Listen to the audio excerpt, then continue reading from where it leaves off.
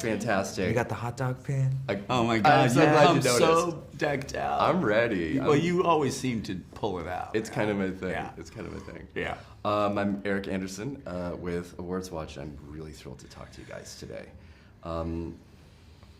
Todd, the subject of May December is very volatile material.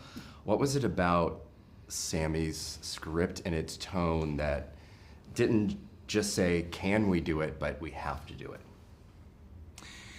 You know, what I loved about how she structured this film and how she structured this script and how I wanted to structure the film is that it's about storytelling. And it's about the process of storytelling and the self-consciousness of that and the imposition that we all make in reading and writing and consuming the stories all around us. And because of the distance that she places, that 20-year gap between the past and the present, or the time of the tabloid event and Elizabeth's arrival, all that space is navigatable and becomes alive. And that was what was a turn on as a director. Yeah. Charles, what was your knowledge of Todd Haynes' films before signing on? What was your experience with his films? You just saw my porn films, I think. Yeah, Nice. No, just the erotica kind of stuff. Yeah, right. That was cool. Yeah. Well, you know, it was interesting. It was very. I went through. Yeah, I really enjoyed it. Yeah. It was, and then. I watched. I knew the Legend of Todd, and I'd seen. I don't think I told you this, but one of the first movies I saw of Todd's was Dark Waters. Oh yeah. In the theater. Sure. Yeah.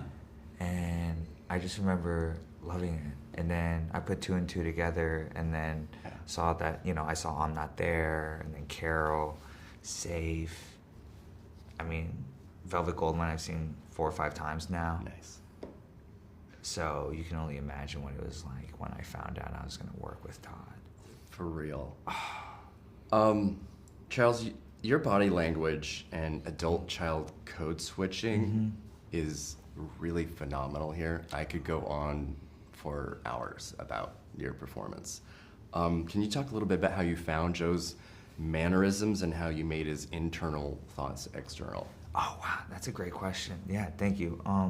It really, I think just focusing on just the internal work of who Joe was kind of changed, it informed the physicality and how he would move. There's this Arrested Development, this weight that's deep inside that he isn't quite acknowledged yet, that we see him discover throughout the film. And how would that manifest in the body?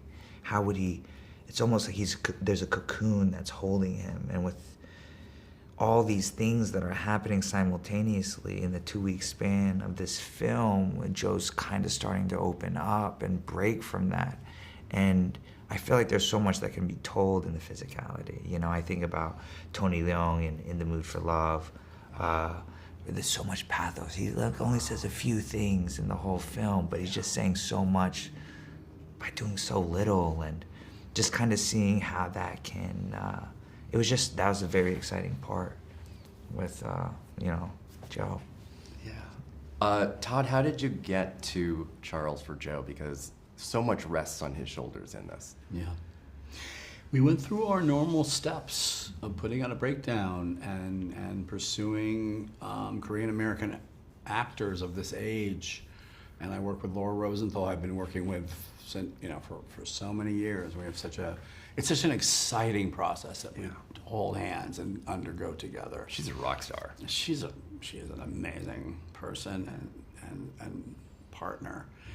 But Charles's audition, his taped read, wasn't like anybody else's.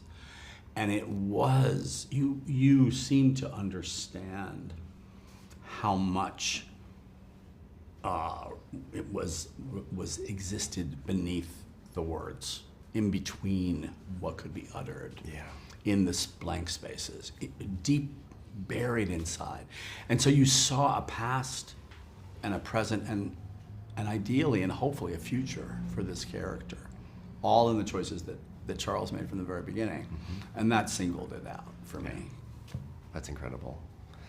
Thank you both so much. Oh, Eric, too short. I know. We had more I know. time in Savannah. That was We fun. did that, and that was wonderful. Oh my gosh.